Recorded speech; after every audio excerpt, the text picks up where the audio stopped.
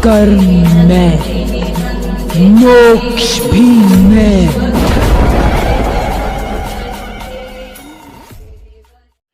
नमस्कार दोस्तों, आपका अपना YouTube परिवार शिवा शक्ति तंत्र रहस्य, जिसमें आप सभी साधकों का तहे दिल से स्वागत है।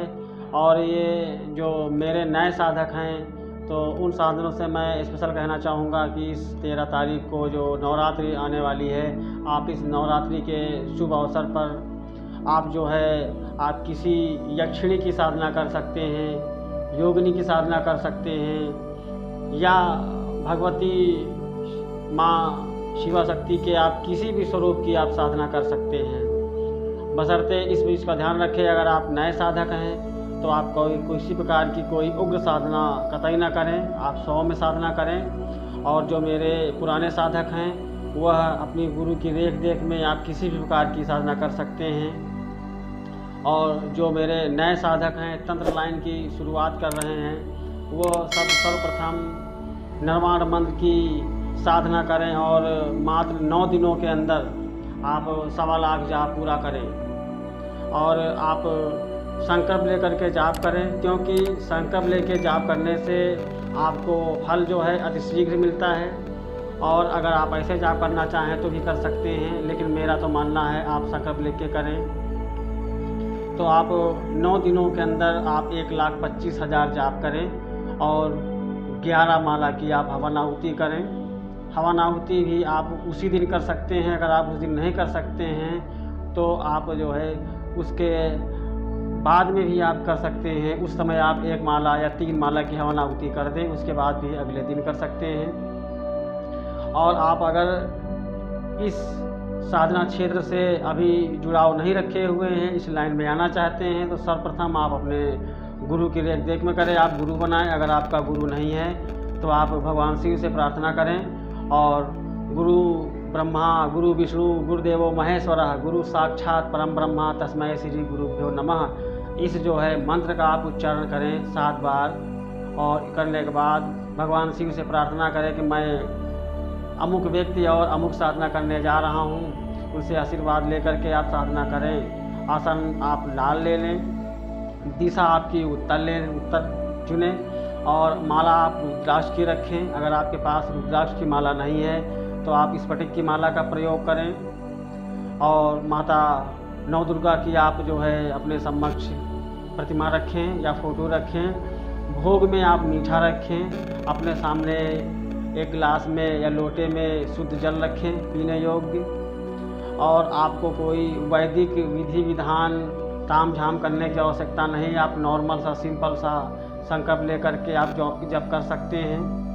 आप देसी घी का चिराग जलाएं और धूप बत्ती रखें, गुलाब के पुष्प रखें आदि जो है आप रख करके आप जो है 9 दुर्गा का पहले पाठ कर लें। उसके बाद निर्वाण मंत्र की सिद्धि करने से पहले आप कुंज का मंत्र और कुंज का जो स्त्रोत होता है उसका कम से कम 3 बार पाठ जरूर कर लें। अगर आपके पास समय का अभाव है तो आप 3 बार अगर नहीं कर सकते हैं तो आप 1 बार सिद्ध कुंज का जो स्त्रोत है उसका जो है आप पाठ जरूर कर लें। आप जो है अगर एक बैठक में आप जो है इतना संख्या में जाप नहीं कर सकते हैं तो आप जो है सुबह और शाम मिला करके आप जो है जाप करें।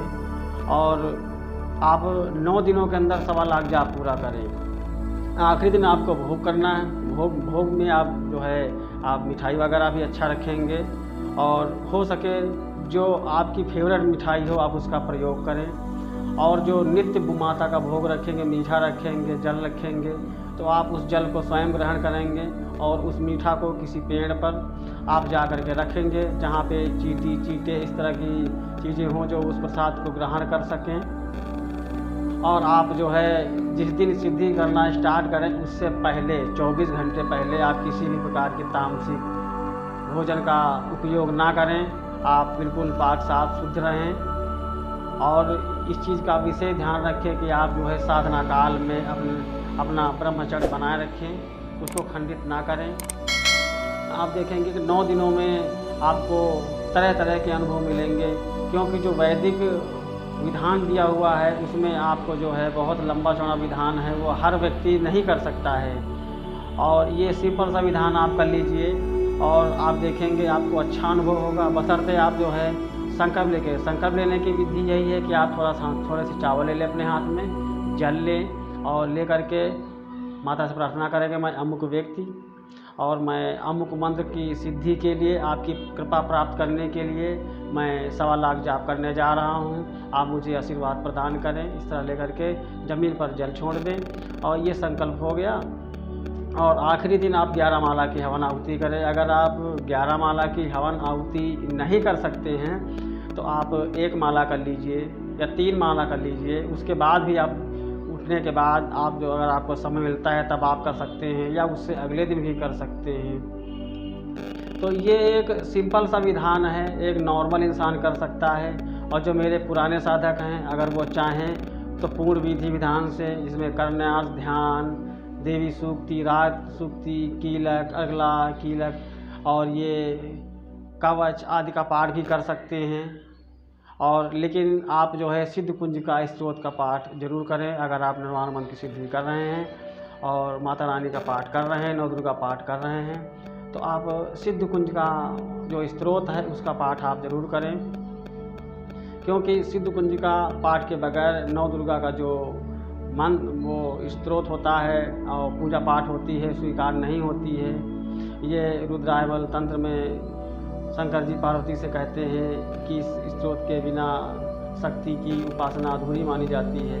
तो आप इस पाठ का आप जो है ध्यान से पाठ करें, पूजन करें और आप जो है इसको करने के बाद आप देखेंगे कि आपका जो है जो ऊर्जा लेवल है वो बढ़ जाएगा, आपकी जो है जो एनर्जी है वो बढ़ जाएगी। इसके बाद आप कोई प्रकार की कोई साधना करना चाहें, जैसे आप यक्षिणी साधना करना चाहते हैं या योगिनी साधना करना चाहते हैं या आप किसी ऐसी समसानिक साधना करना चाहते तो आप देखेंगे कि आप इसके बाद सफलता के आपके चांस ज़्यादा हो जाते हैं। और जो मेरे ऐसे साधक हैं जो पहले से साधना लाइन से जुड़े हैं, वो पहले साधनाएं किए हैं लेकिन उनको इसी शक्ति का एहसास नहीं होता कि उनके पास शक्ति है या नहीं है। किसी का झाड़ फूँक करते हैं तो वो झाड़ फूँक हो जाती है लेकिन उनको ये नहीं पता होता है कि शक्ति आई कि नहीं आई।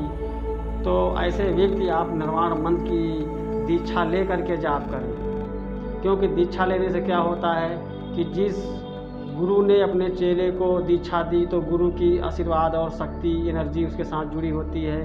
फिर उससे आप लेंगे तो वही शक्ति एनर्जी आपके साथ भी जुड़ जाएगी, तो आपको अनुभव जो है वो बहुत जल्दी होंगे। तो आप ऐसा कीजिए, आप जो है निर्वाण मंत्र की दीक्षा लेकर जा कीजिए। अपना जो वस्ताज है, गुरु है, आप उसकी रेख देख में आप साधना कर सकते हैं, पूरे विधि विधान से कर सकते हैं। और जो मेरे नए साधक हैं वो नॉर्मल सा संकल्प ले करके आप ऐसे ही प्रतिमा के सामने आप जाप कर लीजिए, धूप बत्ती चिराग से नवैद्य से आप पूजा कर लीजिए। और इसके बाद जो पूजा के अंतिम दिन जो आपकी हवन सामग्री हो और जो पूजा पाठ का जो सामान है इसे आप किसी चलते हुए शुद्ध जल में प्रवाहित करें, आपकी ये साधना पूर्ण हो जाएगी। इसके बाद आप कोई भी साधना करेंगे तो ये मेरा पूर्ण विश्वास है कि आपको साधना में सफलता ज़रूर मिलेगी। और जो ऐसे साधक हैं जो साबर मंत्रों में रुचि रखते हैं तो नवरात्रों में 9 दिनों तक आप 108 जाप करके आप किसी भी प्रकार के साबर मंत्र की भी सिद्धि कर सकते हैं, उसे जागृत कर सकते हैं। या पहले से आपने सिद्ध कर रखा है, उसका ऊर्जा लेवल कम है, वो काम तो करता है लेकिन कम करता है, तो आप नवरात्रि के इस अवसर पर आप जो है उस साबर मंत्र का भी अनुष्ठान कर सकते हैं, उसकी ऊर्जा लेवल को आप बढ़ा सकते हैं। तो आशा करता हूँ आपको यह जानकारी आपको लाभान्वित करेगी। नमस्कार दोस्तों।